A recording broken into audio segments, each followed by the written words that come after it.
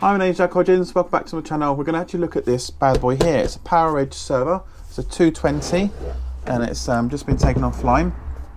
Is it 220? Just to make sure. Yep. It's a R210. It's a PowerEdge R210. Very small line rack server. You can see it's quite small. It's very lightweight compared to its predecessor or its longer version that used to come in. They now started shorting these down a bit so they fit in the rack. Get more in the rack as well. Basically, you've not got such a long back end, so you can actually have probably about this much space in the back of the rack, so you can add things into there. So if you're co-hosting or what they call dedicated hosting, co-hosting as you want to say it, and you brought say 5 U's of rack space, all this extra space at the back makes a massive difference, because if you've got 5 U's, sort of about gives you that much space. So you've got your 5 of these installed. Then you're going to say, well, normally if you have a switch, you normally have to take a U up, so that costs you more with the data center. But because you have this much space at the back of these, you can actually put the switch in the same space as your 5 U's. You can still put 5 switches, or you can have a switch, you can have some routers, some small plugs, cabling as well. So all this extra space here makes a massive difference, especially with hosting. Saves you money, because when you use the long ones, because they take that much space up, you would have to pay additional space for things like routers, switches that you wanted to connect into, especially if you've got all these load balancing up on all the network cards and you've got all this extra cable out the back. You need that space. So these are great. These save you money actually on dedicated hosting. So why don't we just take a look what's inside. So to get this unlocked, unlock it from this port here. You normally have a key, but you can also use something else. If I can find something reasonably to move that around to the unlock position. Normally get a key with it, but you can use anything else, something sort of pointy. So unlock it. You push that one down, and you sort of push and sort of slide that way. This is a bit, because it's been unopened for a while. It's a little bit stiff. Let's get this off. God, come on then. You might have to give it a bit of a shove that way. Can be tight because it's hasn't been taken off for a while. So I might have to yank it at the back here a little bit more. It's really got stuck. I thought it was going to be nice and easy to get off. So let me put a bit of pressure in here. God! Come on. It's actually going down properly, so.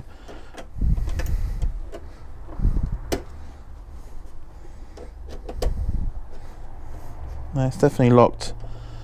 That's definitely unlocked. Okay, just a bit too stiff.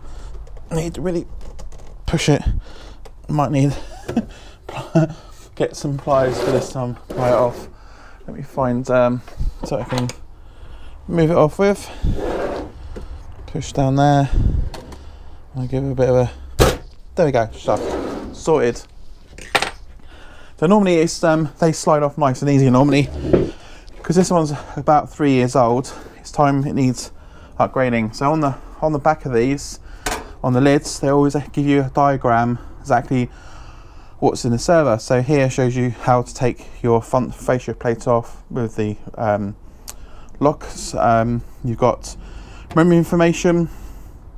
You've got your front panel view, top view, rear view. So it goes through exactly what's the back of these. I'll go through that in a sec. We've got system board information here, DIM slots, CPU razors, iRack.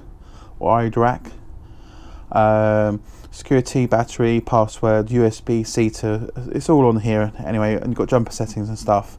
Then you've got icon legend here, symbols, and obviously got here how to take out sort of like your hard drives, your RAM, and so forth. It's all printed on here. Most of the Dell servers, well, nearly all the Dell servers I know of, come with this sort of information, so this is quite important. It can also tell you that which ones, when you put RAM into these systems here, it obviously tells you which slots to fill up first. So you have to really take notice of that. If you put in the wrong slots, so you get memory error bleeping you, so you have to put in the right order. So here it says fill, it looks like for a single sim you just put it into sim slot 1. For dual channels, so you put them in pairs. So if you've got 2 lots of sims to put in, so you've got 2 lots of 4 or 2 lots of 8, then you have to populate 1 and 2 first, then 3 and 4 afterwards. And that's how they work. That's always good to pay attention to, because on other Dells they are basically different configurations. So if I give you a view of that, so that's what the actually looks like. So all details inside there, nice and easy. So put that down to one side. Now inside here, we've got power supply. We've got expansion slots for the cards, okay, to go in. You've got the first hard drive here. Then you've got a second hard drive under the CD-ROM here itself. You've got your fans. You've got 1, 2, 3, and 4 fans. One for the CPU, sorry, one for the power supply, 2 for the RAM and CPU as well. And you've got a second fan here for obviously the riser cards if you've got additional RAID card or something like that in. This has RAID built on board, so I hadn't needed an additional card. But you can slide the top cover off here, which then gives you a single CPU slot, which has only got one CPU. You can get these one used, have like dual CPUs, but this has got a single CPU. This is populated with, I do believe, 4 lots of 8 giving 32 gigs of RAM in here. NX16, yeah, 32 gigs of RAM, because this is the maximum this particular server will take. It's a PowerEdge R210, maximum RAM you can fit in, it's 32 gigs. The maximum hard drives you can have in here is 2 terabytes each. Won't take any hard drive beyond that point. So you can have two 2 terabytes. You can have them mirrored format, or you can have them operating as single drives, one as an operating system, one as a drive space if you wanted to. But I tend to build these with both mirroring drives. So with this upgrade I'm going to do, I've ordered it in at the moment, so it's not come through yet. So it's not going to do a memory upgrade because this has got the maximum amount of RAM we got in it. I'm happy with the CPU. It's an 8-core CPU, so very, very fast, still in its game. So what I'm going to do is I'm going to take the 2 hard drives out of here, and we're going to replace them with 2 solid-state hard drives. So with solid-state hard drives, they are 28 times faster than a standard hard drive. They're still in serial ATA format, so they'll just plug nicely into this. Because they're faster, the booting time on this server will be much, much faster. Writing data is going to be quicker, and reading data is going to be super quick as well. So this should make it a fast booting server.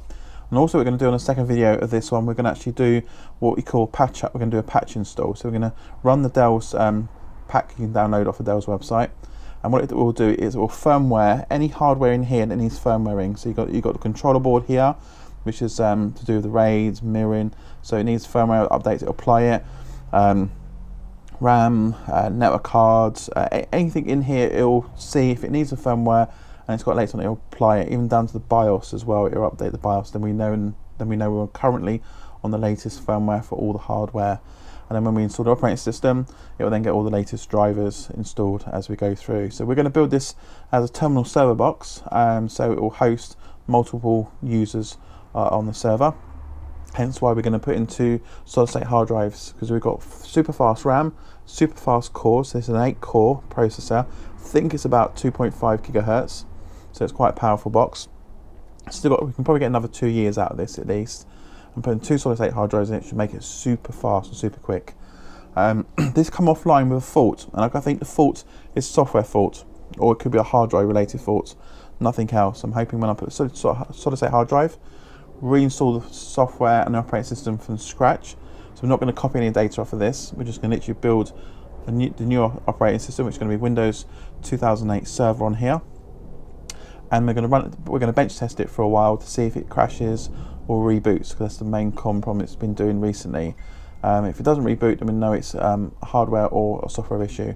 And with the new solid-state drives in it, should be much faster, really super quick, and the users should actually start seeing the difference in speed, especially when accessing Word documents and things like that. Should run like quick, just like that, very fast. So for the moment, we're just literally, these are quite easy to take out. The hard drive is in place. You slide it to one side this way, and it's got a releasing tag just here. So you just lift the tag up, you slide it to the right hand side here, gently lift it out at an angle, and then you've got 2 cables. You've got your serial ATA cable, and you also got your power cable here as well you can take out. And if we just disconnect that quickly, it's a bit tough, it's been in there for a while anyway. And then this one this is 2 terabyte hard drive in it, and I do believe I think it's a Seagate one. So this is obviously going to come out and be replaced with the solid state drive, which we'll do when we get that in when we get that in. So it should be here very soon, hopefully tomorrow. So by the time you watch this video, we'll probably already have that, and we're probably already making a second video on this. So I just want to do literally a quick look inside. The other hard drive is actually buried underneath the DVD drive. Again, you've got a tab here with an arrow pointing that way. So you push down on it, which I believe, I think it's push down. Yeah, push down on it gently. It releases two little teeth, which are biting in here. Allows you to lift this side up first, and then you just then slide it that way outwards, away from there. So I'm not going to disconnect this, because then underneath here you've got a hard drive. Again, you've got a releasing tag at the bottom there. You lift that up, slide it that way, and it should then come out basically. But I'm not going to go for it. We'll show this when we do physically sort the drives over. Then you can put the DVD back in again. So line the front of the DVD up to the front chassis. Put it at an angle because it's got two teeth sitting there. And then again with this one, push down on it, and then just put it back into position. And then flip back up. So there you go. So that's nicely installed, back installed. So this is just generally an overview of what the PowerEdge server looks inside. It's quite nicely and tightly connected in here. So what we've got on here, so on the inside here, we've got serial interface, a very old serial interface basically. We've got the display for the monitor, and then we've got a serial e-seater, external hard drive can go in there. And then we've got two USB ports, 2 gigabit Ethernet ports on here, and then obviously the power supply on here. I tend to put a quad network card into these boxes here, giving me 6 Ethernet cables at the back. So then what I do is I team, once the software is installed, I team them up so that it gives me 6 gigabytes of actually data going through the network. So and I have a switch which allows me to do that. Then that way you've got load balancing between the network cards, you've got load balancing on the cables, and then you've got this big nice 6 gig pipe of data going backwards and forwards to the network. So as long as all your servers and network are running the same configuration, 6 network points, all going back to a decent switch, then you should be able to have 6 gigs across your network, making it super fast for transferring data, loading applications, saving files. It's brilliant, it's super quick, makes a massive difference. So you can afford to do that on your network. It's definitely worth doing. But these come with dual network cards, so you can still team 2 cards up. And I never put them in load balancing, so I don't do a failover. I always put them in load balancing. So with failover, you're still getting 1 gig across your network card, but the other cable is sitting there as a load balance. So in theory, cable gets pulled out, or the network card goes 40 on it, it'll switch over to the next one. But I don't see the point. I might as well use them both at the same time, because they're both powered on, both running at the same time. They're going to both wear and tear at the same time. So I put, if you've just got 2 network cards, team them up, giving you 2 gigs of network bandwidth, much faster than 1. If you do that, if you've got to do that at all your servers, then it's well worth doing. That's what you can do at a cost base. So when you buy these in, they're about £700 or £800, depending on what you put inside the box. I always tend to buy these and put my own hard drives in, and I always buy my RAM separately from Dell. So always buy these at a minimal basic configuration. So just standard drives, minimal amount of RAM, 4 gig of RAM. Once you got it, buy these RAM from this. I'll put the web address down the bottom here on my YouTube channel, because they sell Dell RAM, and the RAM is the same as what Dell supplies, but cheaper. Okay. Then I buy my own hard drives. So Dell don't really specifically have a spec on make of hard drive that it will use, but as long as they're under 2 terabytes and below, it'll be fine with basically. Buy a quad network card to go in if you can afford it. But if you're just buying these bulk and you can't afford to go to quad network card because they're normally about a couple £100 more, and you haven't got the budget for it, then stick with the dual teaming cards throughout the whole of your network. So if you're placing all your servers with like Dell's, or you've got a server with dual network cards on it, download the latest drivers and get them teamed in. Put another network cable in there. Make sure you've got a decent switch. If you haven't got a decent switch, you've got a normal switch, it'll still team these up, giving you more bandwidth basically. and you'll find your network will become super fast. The more cards you can team with on the network side, the faster it becomes on your network. So if you've got like 200 users, I'll definitely put a quad network card in your servers and have 6 cables running off of it. That's only if you have got additional space, because sometimes when you order these with a RAID card in here, it takes that space up, so you can't get another network card. So try and get these with the onboard RAID itself, and then you have the additional space to put in a card itself, and away you go. So this is just a quickly undoing look inside of the PowerEdge, Dell PowerEdge R210 server. It's 3 years old, so we're going to give it a bit of a revamp, so hopefully that will do the job. So remember guys, subscribe. Let me move the camera a bit. So remember guys, hope you enjoy watching this.